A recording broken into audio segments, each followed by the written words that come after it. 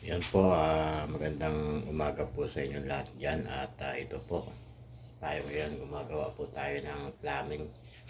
At ito po ay papalitan po natin to dahil nga lost thread na po itong gripo. Yan. At ito mamaya papalitan po natin to yung plug ng ating water heater. Ano lang po yung heater ng pagpinaliguan yung aso.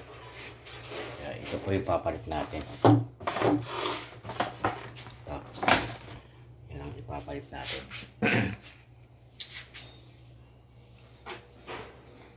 Kaya papasok po tayo dito sa ilalim para palitan natin yung